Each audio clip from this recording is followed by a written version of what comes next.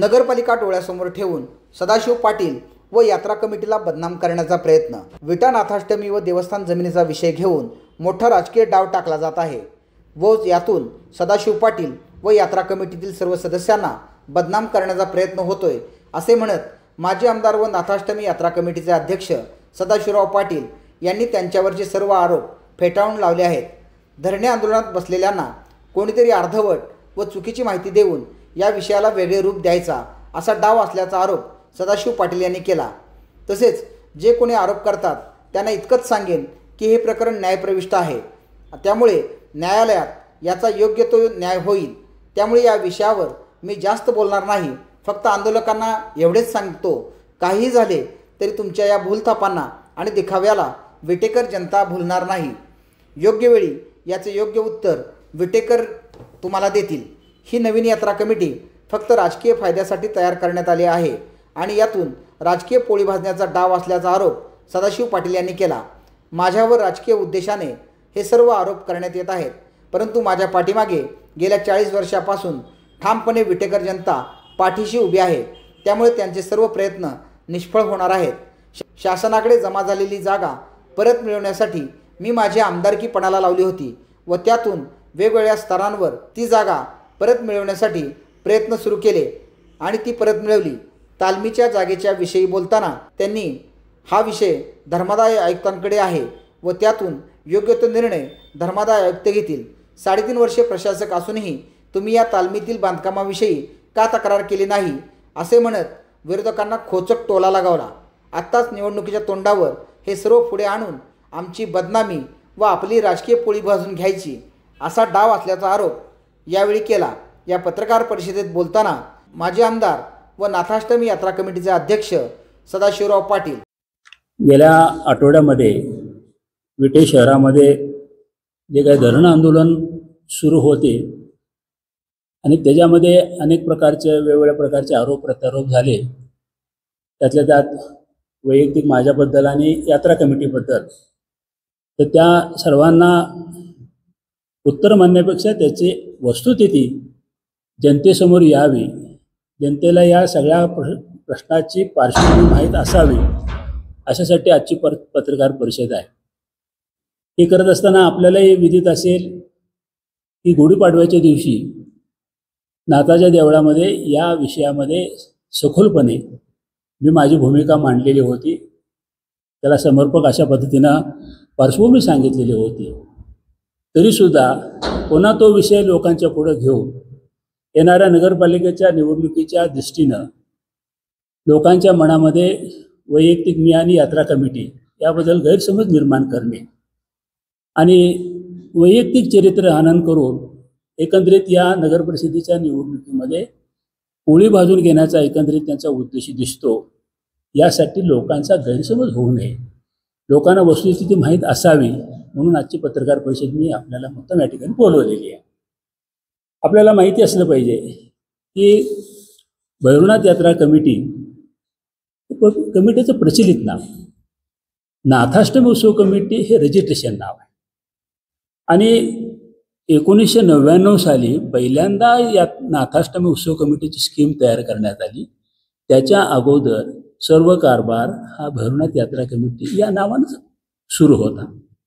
वर्गणी गोळा करणं, यात्रा करणं वगैरे गोष्ट यात्रा कमिटी पार पाडत होती। दरम्यानच्या काळामध्ये यात्रा कमिटीचे अध्यक्ष या नात्यानं आणि गावाचं पालकत्व ज्यांच्याकडे होतं ते कैलासवासी हनुमंतराव पाटील यांना त्यावेळेला असं वाटत होतं की विटे शहराला हळूहळू शहराचं स्वरूप प्राप्त होतं आणि त्या दृष्टीनं उद्या एखाद्या जर बहुजन समाजासाठी आपल्याला एखादा हॉल किंवा मंगल कार्यालय उभा करता आलं तर अधिकच चांगलं होईल। हा त्यांच्या मनामधला विचार मूर्त स्वरूपामध्ये आणण्यासाठी 1982 सालच्या काही घटना तुम्हाला या ठिकाणी सांगणं मला गरजेचं वाटतं।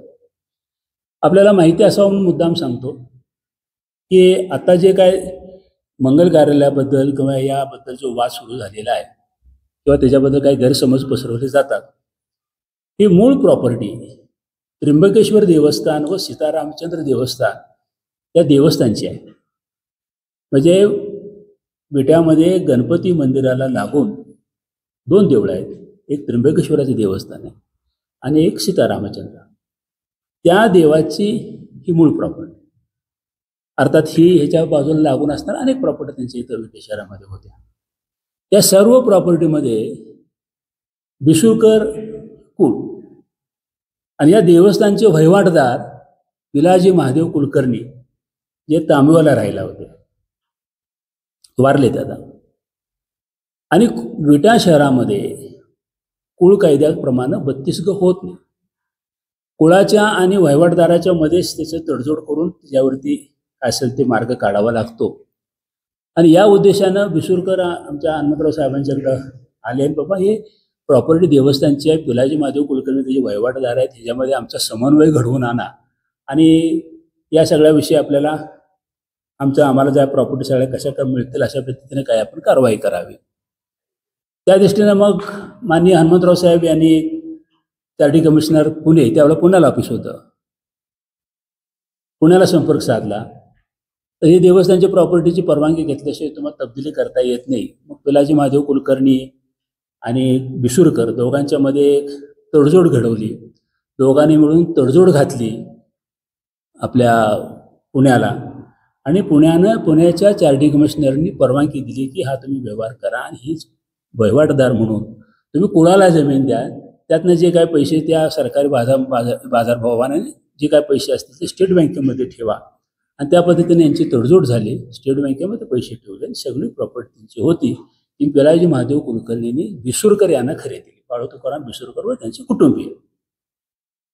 त्याच काळामध्ये, दरम्यानच्या काळामध्ये आपल्याला मंगल कार्यालयासाठी किंवा एक चांगला बहुजन समाजासाठी हॉल असावा म्हणून त्यातली काही जागा हनुमंतराव पाटील यांनी बिसुरकरांच्याकडून भैरवनाथ यात्रा कमिटीच्या नावानं खरेदी केली.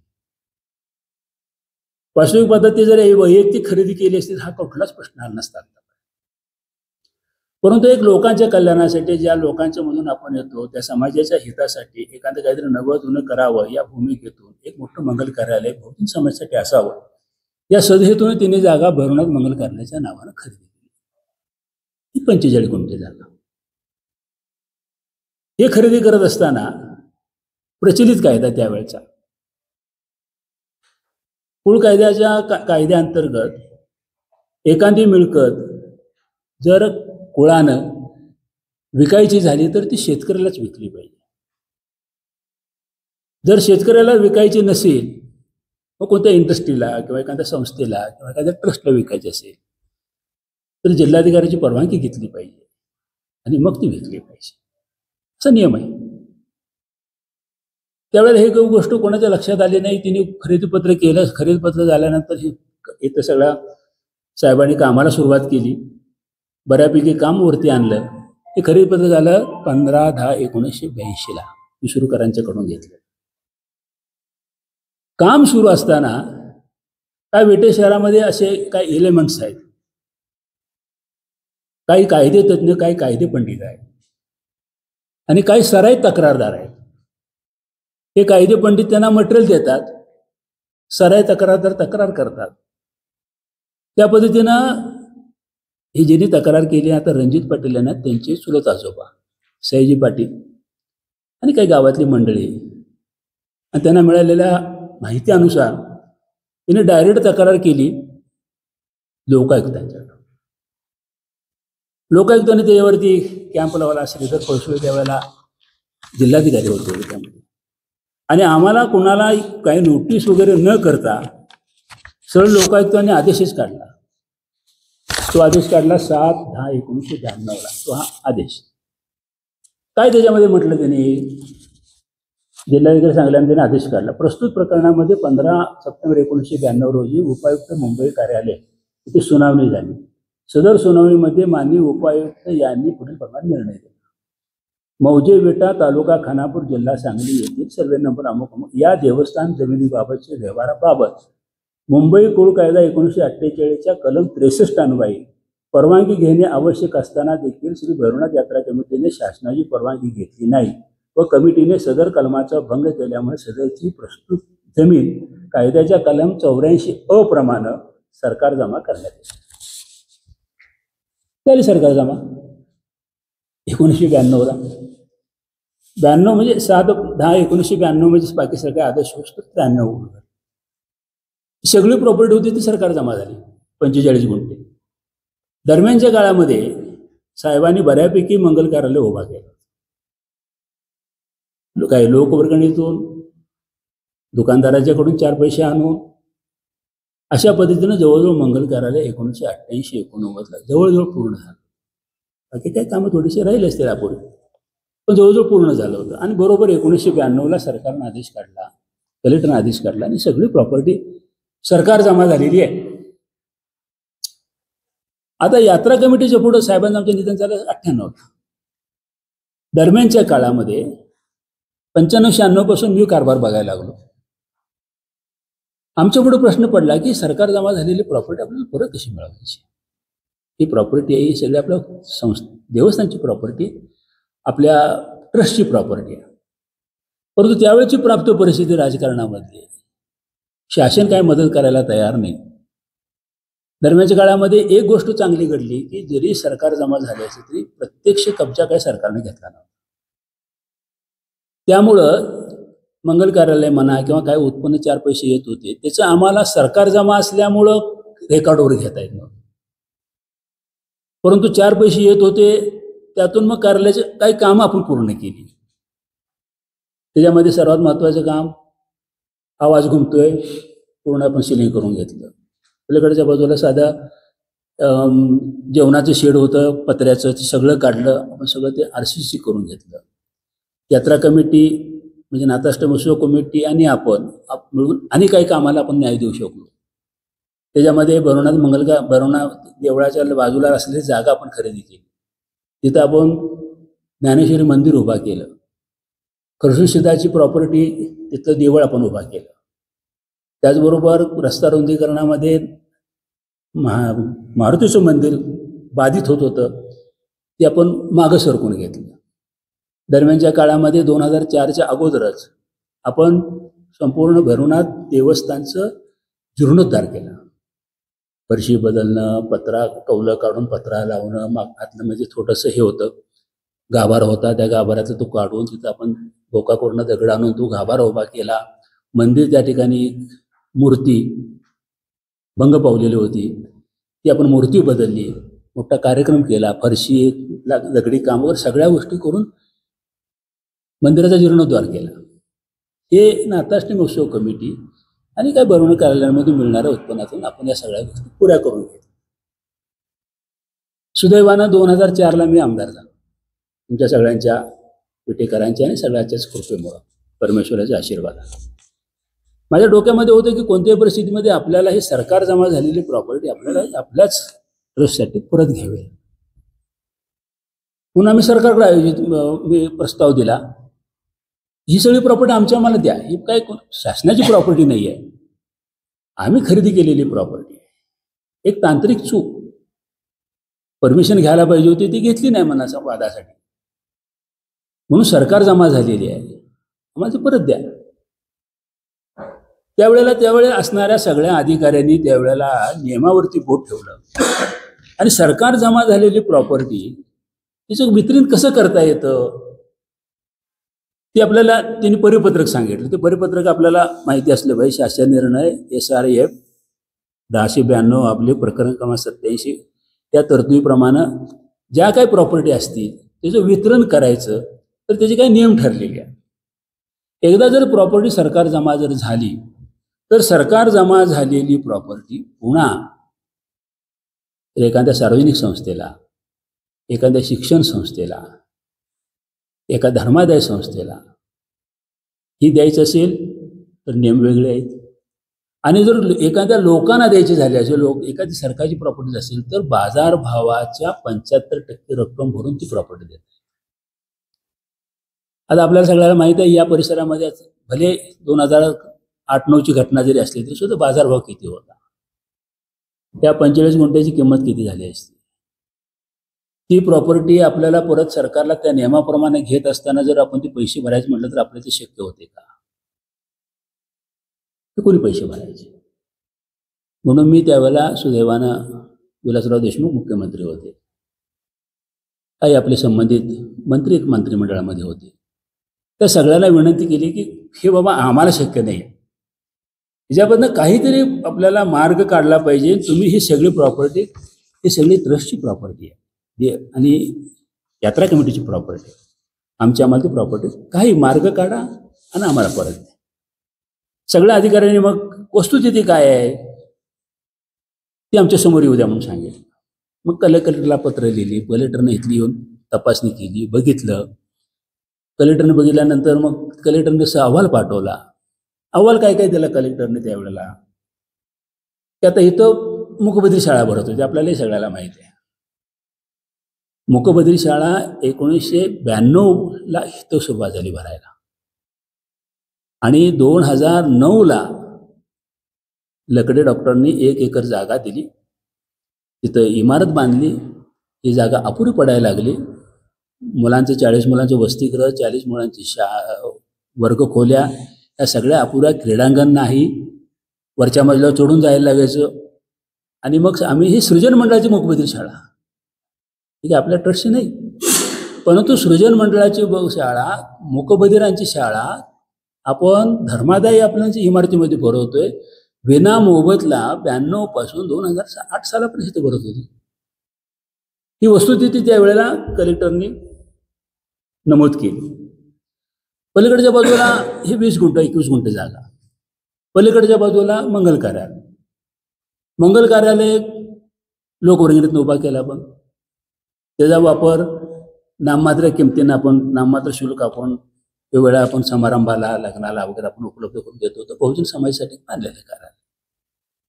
त्यामुळं हे यात्रेच्या निमित्तानं आलेले लोक राहावेत. आलेले लोक याच्या अर्थ मग आमचे ते दारूवाले म्हणा किंवा इतर काय लोक असतील ते येऊन राहायचे, करायचे वगैरे. एक भक्त निवास कम एक सभागृह आणि ते सामाजिक सभागृह, कमी शुल्क आकारून वापरण्यात येणारा सभागृह, असा अहवाल कलेक्टरनी दिला. आणि राहिलेल्या 15 गुंठ्यामध्ये जी आता आपण कॉलेजच्या समोरची जागा आहे, ती 15 गुंठे जागा आहे. ती जागेवरती साहेबांची समाधी आणि देवळ आहे. त्याचं काहीच आम्हालाही काही क्लिअरिफिकेशन देता येईना आणि कलेक्टरलाही काही क्लिअरिफिकेशन देता, मोकळी जागा आहे ते सरकारच्या नावावरती. ते जे आरोप करतात की कॉलेज त्या जागेवर बांधलं, कॉलेज नाही. ही 15 गुंठे जागा आजही महाराष्ट्र सरकारच्या नावावर आहे. महाराष्ट्र सरकार त्याचं मालक आहे. आता हे सगळं पैसे आपल्याला भरायला लागणार, पैसे शक्य नाही म्हणून आपण त्याचे वेगवेगळे भाग केले. सरकारच्या नियमामध्ये बसवलं की मूकबधीर शाळा म्हणजे शैक्षणिक कामासाठी वापरतात, म्हणून ती प्रॉपर्टी सगळी आपण महसूलमुक्त आणि मूल्यविरहित द्यावी. मूल्यविरहित, काही ना पैसे नाही घेता द्यावे. पहिला 20-21 गुंठ्याचा विषय, पलीकडचा 9 गुंठ्याचा विषय आला.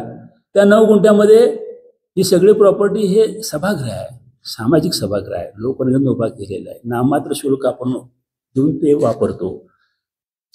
लग्न कार्य म्हणून छोटे मोठे गरीब गोरगरिबांची होतात.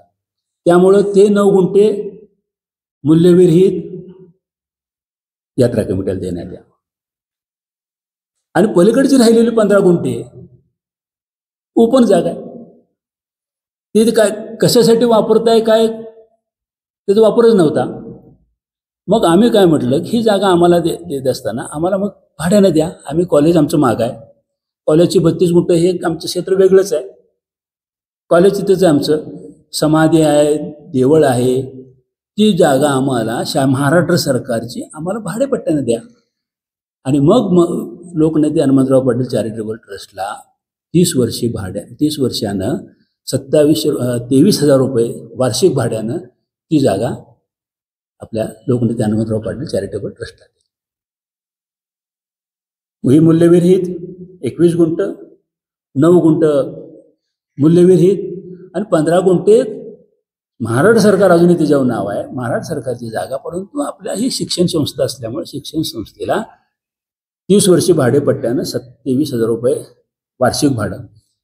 या पद्धतीने हे आपल्याला 2008ला ही मिळकत सगळी आपल्याकडे मिळाली. कलेक्टरनं ऑर्डर झाली, शासनानं ऑर्डर काढली आणि आपल्याला ही जागा आपल्या ताब्यामध्ये आली. दरम्यानच्या काळामध्ये 9ला मूकबधीर शाळा इथून गेली. त्यांची स्वतः मूकबधीर शाळा ही सृजन मंडळाची, आपल्या ज्या यात्रा कमिटीचा त्याचा काय संबंध आहे, पण शैक्षणिक कामासाठी. आता सुद्धा ती मुख्यमंत्री गेल्यानंतर आता सुद्धा तिथं शैक्षणिक कामासाठी विना मोबदला. सरकारनं आपल्याला सांगितलं विना मोबदला, तर शैक्षणिक कामासाठी विना मोबदला आपण ते आता वापरतो. कार्यालय आहे त्याच्यावर त्यांनी तक्रार केली, त्याचा व्यापार वेगळ्या पद्धतीने होतोय. तक्रार केली त्याच्यावरती त्या पद्धतीनं सरकार निर्णय घेईल, चौकशी होईल, काय वयाच्या गोष्टी असतील त्या ज्या काय आपल्याला प्रक्रियेमधनं येतील त्या सर्वांना मान्य असतील ते काय व्हायचं ते होईल. आता पलीकडची जागा ती पलीकडची जागा ऑलरेडी सरकारच्या नावावरच आहे, त्यामुळे त्याचा काय काही विषय येतच नाही. ही वस्तुस्थिती पहिल्यांदा तुम्हा लोकांना सगळ्याला माहीत असली पाहिजे. ही कार्यालय म्हणजे काय, सरकार जमा का झालं, ते पुन्हा आपण कसं घेतलं, ते मूल्यविरहित मिळवण्यासाठी आपल्याला काय व्याप करावं लागेल, आपल्या आमदारकी पणाला लावावं लागेल, आणि ते सगळं आपण या ठिकाणी पुनश्च यात्रा कमिटीच्या नावानं करून घेतलं आणि आज तुमच्यासमोर या सगळ्या गोष्टी आहेत. दरम्यानच्या काळामध्ये गेल्या दीड वर्षापूर्वी काय मंडळीने आपल्या यात्रा कमिटीच्या संदर्भामध्ये काही स्टेटमेंट करून आम्हाला ते विचारात घेत नाहीत, अमुक करत नाहीत, तमुक करत नाहीत म्हणून आम्हाला वेगळी यात्रा भरवायची आहे वगैरे अशा काही गोष्टी घडायला लागल्या. त्याची आपल्याला माहिती असली पाहिजे की भैरवनाथ देवाची यात्रा भरवणं हे एकमेव भैरवनाथ या नाथाष्टमी उत्सव कमिटीचं उद्देशामध्ये एक नंबरला. तर तिथलं असणारे सगळे धार्मिक कामं, अष्टमी भरवणं, त्याच्यात सगळं नियोजन करणं, या सगळ्या गोष्टी या नाथाष्टमी उत्सव कमिटीच्या अखत्यारीत आहेत. त्याच्यामध्ये जर गावामध्ये आणि कुणाला जर काही करायचं असलं, त्या यात्रेमध्ये सहभागी व्हायचं असलं, आम्ही कुणाला ना केलंच नाही. यात्रा आहे गावची, आपण ती यात्रा भरवतोय, त्याच्यामध्ये एखादा उपक्रम जर तुम्हाला करायचा असला, आपल्याला काय असं हरकत असेच कारण नाही. आता अनिल मग बाबर आता 4000 लाडू वाटतात यात्रेमध्ये प्रसाद म्हणून, तर काही कुणी करू शकतो देवासाठी, आणि कोणी खीर वाटली, काय हे असंच काही कारण बी नाही आपल्याला, किंवा आणि एखादे काही उपक्रम कोणी केले. फक्त धार्मिक कार्यक्रम आणि यात्रा हे मात्र नाथाष्टमी उत्सव कमिटीचा अधिकार आहे, त्या पद्धतीनं आपण आत्तापर्यंत पार पाडत आहोत. पण या सगळ्या गोष्टीला मागच्या वर्षी वेगळंच वळण देण्यात आलं. नवीन यात्रा कमिटी, नाथबाबा यात्रा कमिटी, मग त्याने वर्गणी गोळा करायची, आम्ही कार्यक्रम घेणार, अमुक करणार, तमुक करणार. त्याला काय आपल्या इथल्या काय मंडळीने त्याला खतपाणी घातलं, आणि गरज नसताना या गावामध्ये तणावपूर्ण वातावरण.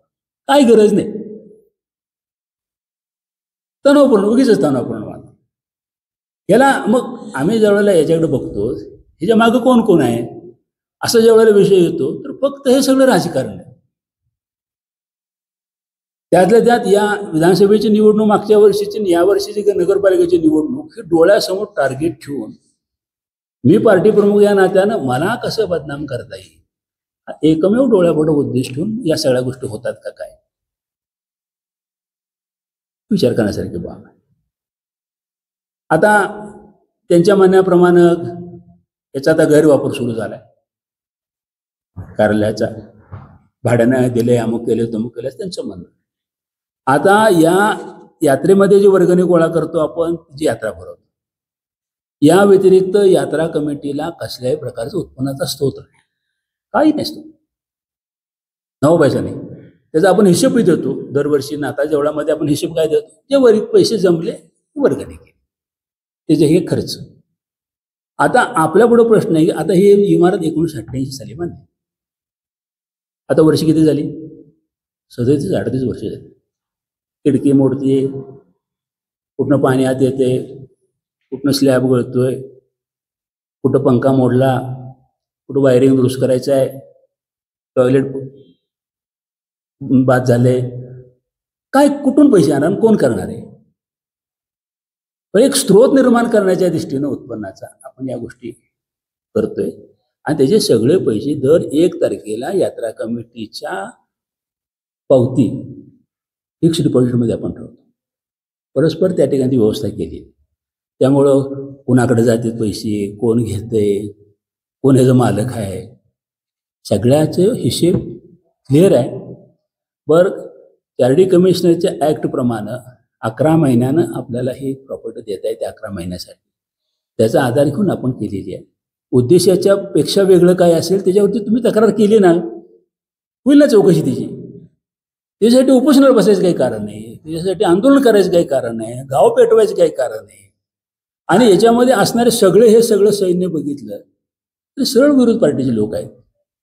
आमच्या विरोध पार्टीचे लोक म्हणजे ह्याला गावाचं हित बघायचं आहे का या ठिकाणी राजकारण करून या निमित्तानं गावामध्ये अशांतता निर्माण करायची, महत्वाचा विषय. एक विषय त्यांचा त्या 4 गुंठे जागेबाबतचा एक येतो. अर्थात ती 4 गुंठे जागा आपल्याला लाटकरांनी साहेबांना, हनुमंतराव साहेबांना दिले का, तर दिली बक्षीसपत्र तालमीसाठी दिले. विषय तिथं असा होता की तालीम केली, पण त्या तालमीचा कधीही कुणीही विट्याच्या लोकांनी उपयोग केला. मुळातच 5-5 महिने त्या तालमीतलं पाणी हलत नाही. तालीम खाली हौदामध्ये 4-4, 5-5 महिने त्या ठिकाणी पाणी साठून राहायचं. तालमीचा काही उपयोग नव्हता. उलट आम्ही आमच्या मंडळाच्या वतीनं क्रीडा संकुलाच्या इथं उत्कृष्ट तालीम उभा केली. आज 25-30 पैलवान तिथं राहते आहेत, वस्ताद आहेत.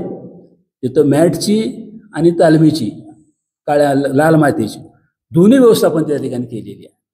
तुम्ही अनेक पत्रकार तुम्ही जाता, यात्रा कधी तिथं म्हणतात का नाही लोक, आदर्श कुस्ती केंद्राचा पट्टा आहे विट्याचा.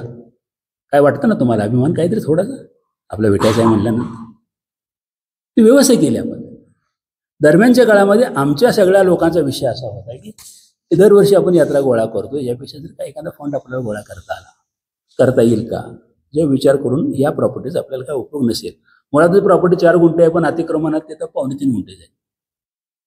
त्याचं आपण यांना संदीपला आपण त्यावेळेला संदीप पाटलांना खरेदीपत्र करून दिलं. आता त्यावेळेला 1-2 महिना 1.5 महिन्यात आमच्या गोष्ट लक्षात आली की ही प्रॉपर्टी PTRला नोंद आहे, आणि PTRला नोंद असेल तर ते चुकीचं आहे आपण देणं. म्हणून आम्ही संदीप पाटलाला सांगितलं की चूक आहे आमची बाबा, हे काही बरोबर नाही, आणि याच्यामध्ये आपण यात्रा नाथाष्टमी उत्सव कमिटीची PTRला नोंद असल्यामुळं आपल्याला प्रॉपर्टी परत आणली. त्यांनी मग त्यांच्याकडून हो म्हणला घ्या तुम्ही परत. पण आता दरम्यानच्या काळामध्ये त्यानं परवानगी घेऊन इमारत घर बांधलं. ठीक आहे, त्याच्यावरती काय आपण चार्डी कमिशनची परवानगी घेऊ, पुन्हा त्याच्यावरती तुम्हाला रेस्ट्रिक्ट परिणामानं तुम्हाला तिथं रेग्युलर करून घेऊ वगैरे, पण आता आपल्याला ते नाही. परत मग ती यात्रा कमिटीच्या नावानं पुन्हा परत खरेदीपत्र केलं. आता त्यावेळेचं सुरुवातीचं लाईट बिल होतं तिथं तालमीत होतं, तेच कनेक्शन त्यानं वापरलं. त्यामुळे ते भरवण्यात यात्रा कमिटीच्या नावानं लाईट बिल आहे, पण भरतो तो ना, आम्ही काही त्यामध्ये करत नाही. आता त्याच्यावरती पिटिशन चालू झालंय. तुम्ही बी ती तक्रार केली चार्डी कमिशनरकडं, ह्या बी बाबतीमध्ये तक्रार केल्या चार्डी कमिशनरकडं. चार्डी कमिशनरकडं त्याने माझ्या माहितीप्रमाणे 7/4/2025 अर्ज दाखल केला. 7/4/2025. आता 15/4/2025 पहिली तारीख पडली. कालच तिची तारीख होती. आता 30 तारीख पडली. चालले ना, चौकशी चालू आहे, होईल चौकशी. चार्डी कमिशनर हे काही तुमच्या आमच्या घरातलं हे नाही आहे, हे घटनात्मक पद आहे. पब्लिक चॅरिटेबल ट्रस्टच्या ॲक्टच्या खाली निर्माण झालेलं पद आहे. ते त्यांच्या पद्धतीनं नोटिसा काढतायत, महिन्यांना ऐकून घेत आहेत, त्यांचं आमचं त्याच्यावरती काहीतरी निर्णय होईल. एवढी काही घाई आहे तुम्हाला? असं काय झालंय? हे जे झालं पाहिजे, लवकर चौकशी झाली पाहिजे, असं काय झालंय त्याचं? होईल ना, ते काय निर्णय देतील चार्डी कमिशनर, तो तुम्हालाही मान्य असला पाहिजे, आम्हालाही मान्य असला पाहिजे. त्याच्यावरती काय असेल ते सगळ्यांनी मान्यच करून पुढे जावं लागेल ना. कायद्याच्या सगळ्या गोष्टींचा उहापोह करून जे काही अंतिम काही निर्णय येईल तो तुम्हाला सर्वांना बंधनकारक असेल ना. तिथे एवढं काय असं झालंय की लगेच धरणं आंदोलन करून आम्हाला न्याय मिळेना, कोण कारवाई करेना, काय करेना. अरे सरकार तुमचं आहे, अधिकारी तुमची आहे, सगळं तुमचं चालतंय. 3.5 वर्ष प्रशासक आहे, नोंदणी केली नाही. 3.5 वर्ष झोपला होता काय? प्रशासक होता तुमचाच होता. रोज बसताय जाऊन तिथे प्रशासक बशी, रोज त्यांना यावं करा त्यावं करा म्हणून सांगताय. मग ही जी नोंदणी करायसाठी तुम्ही काय प्रशासकाला काय सांगितलं का, विचारलं का, त्यांना काय केलं नाही म्हणून तिथे जाब विचारलं का? आता तुम्हाला का सुचलं हे? याचं काहीतरी उद्देश ह्याच्या मागं आहे. आणि तो उद्देश फक्त नगरपालिका समोर डोळ्यासमोर ठेवून. मला माहिती आहे त्यावेळेची नगरपालिका निवडणूक मी माझ्या नेतृत्वाखाली लढवतो. मग मला कसं बदनाम करताय किंवा संशयाचं वाटत मला माहिती आहे, पूर्ण खात्री आहे. 40 वर्ष मी राजकारण करतोय एव्हीटीसी विटेकरांच्यासाठी. ही आत्ता आलेली जन्माला आलेली आहे ती. अजून वयसुद्धा 40 ऐकण्यासारा बघावं लागेल ह्यातल्या किती लोकांचं. 40 वर्ष लोकांनी मला स्वीकारलं, विटेतल्या सगळ्या लोकांनी मला स्वीकारलं. मी माझं चारित्र्य, मी करत असलेलं काम केलं, संस्थात्मक केलेलं काम, विटेसाठी पालकत्व स्वीकारून मी केलेलं योगदान, या सगळ्या गोष्टी विटेकरांना माहीत आहे. त्यामुळे या असल्या गोष्टीला मी काय भीक घालेन असं नाही आहे. परंतु असं कदाचित होऊ शकतं की मी जर गप राहिलो तर माझ्याबरोबर जे असणारी 4 माणसं सुद्धा आणि विरोधक तरी त्यांना तेच पाहिजे, संशयाचं भूत निर्माण करू शकतात. ते होऊ नये, पायबंद घालता आला पाहिजे. गावामध्ये अनेक संस्थांच्या मध्ये तुम्ही बघितलं असेल, पत्रकार महोदय, या निमित्ताने संशयाचं कल्लोळ आणि सर्वत्र अशांतता निर्माण झाली. अनेक संस्था या शहरामधल्या थांबलं पाहिजे. गाव शांतपणे गुण्यागोविंदानं चाललं पाहिजे. आम्ही आत्ता मागे बी सांगितलं ना आता बी सांगितलं, ह्या देवाच्या नावा पैशाला मी कधी हात लावत. भ्रष्टाचार हा विषय बाजूला 100% ठेवून आम्ही कोणी देवाच्या पैशाला हात लावत नाही. मी तर अजिबात हात लावत नाही. परमेश्वरानं कृपानं सगळं चांगलं आहे माझं, अगदी मुलाबाळासकट सगळे चांगले आहे. आणि देवाच्या पैशात मला काय करायचं. फक्त कुठेतरी हे संस्था चांगल्या पद्धतीने चालाव्यात, व्यवस्थित राहाव्यात, हे थोडंसं कारण मेंटेनन्स आपल्याला करावं लागेल. आणि काही गोष्टी बाबी अशा आहेत की त्याच्यामध्ये अर्थकारण उभा करावं लागेल. उद्या आपल्याला काय कॉर्पोरेट फंड उभा करायचा आहे, त्याच्या निमित्तानं आता हे सगळे आम्ही मंडळी वर्गणी गोळा करतो. आता हे शहर मोठं व्हायला लागले. 3-3 आठवडं आता जवळजवळ 16-17 दिवस लागतात वर्गणी पूर्ण करायला.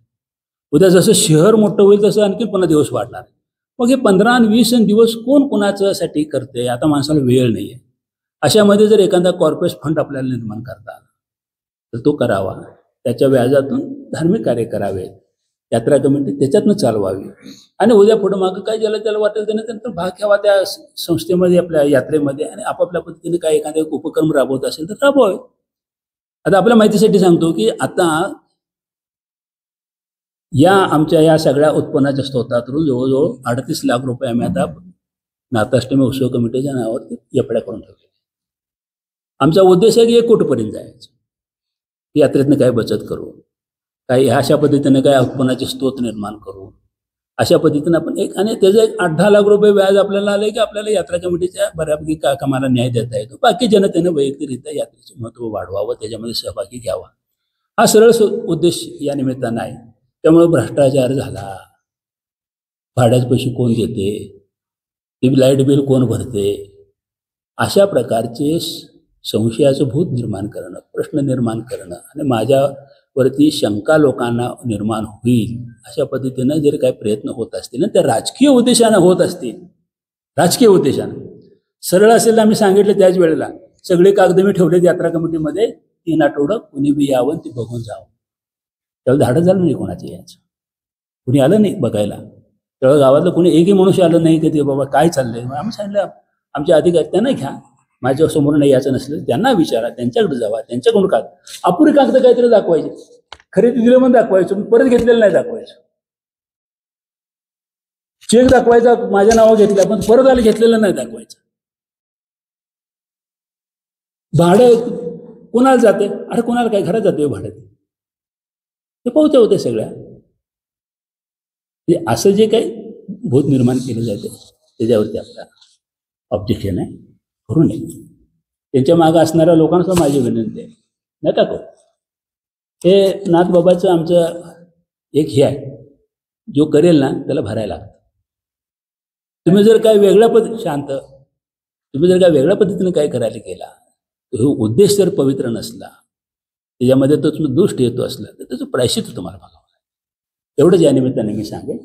माझ्यावरती सगळे जे काय आरोप होत आहेत त्या सगळ्याचा मी या ठिकाणी इन्कार करतो. कधी अशा प्रकारे आमच्या हातून घडणार नाही. जे माझ्या हातून घडेल या गावाच्या हिताचं आणि आमच्या संस्थेच्या ट्रस्टच्या हिताचंच घडेल, त्याला बाधा पोचेल असं काही घडणार नाही, याची मी सर्व लोकांना या निमित्तानं ग्वाही देतो. आणि जो विश्वास तुम्ही आत्तापर्यंत माझ्यावरती आणि आमच्या यात्रा कमिटीवरती ठेवलेला आहे त्या सर्वांचा या ठिकाणी मी धन्यवाद व्यक्त करतो. आमच्यातले काही लोक त्याच्यामध्ये दिसत आहेत ते मग या विधानसभेला माझ्यावर नव्हतेच. म्हणजे हे असं पूर्ण राजकारणानं सगळं काय चाललं असेल त्या गोष्टीला माझा विरोध आहे. सन्मानानं या बसा सांगा काय सांगा ठीक आहे आपण समजून घेऊ शकतो. ओके. आता या सगळ्या गोष्टी न्यायप्रविष्ट आहेत. पण तुम्ही मला काय जर वेडवाकडं विचारायला लागला तर मला या ठिकाणी स्पष्टपणे काही गोष्टी सांगता येणार नाहीत कारण का पुराव्याचा भाग होतो. पुराव्याचा भाग होतो म्हणजे मी स्टेटमेंट केलं एक आणि ते पुन्हा हे जर झालं तर पुराव्याचा भाग होतो. म्हणून त्याच्यापेक्षा पुढं न जाता माझी भूमिका मी स्पष्ट मांडलेली आहे ती लोकांपर्यंत पोचवावी. लोकांचा मला पूर्णपणे खात्री आहे लोकांचा या निमित्तानं गैरसमज दूर होईल आणि जे लोकांचं प्रेम आहे ते सदैव या ठिकाणी माझ्याबरोबर राहील मला त्याला पूर्ण विश्वास वाटतो. सांगली न्यूजसाठी विद्याधर कुलकर्णी, विटा.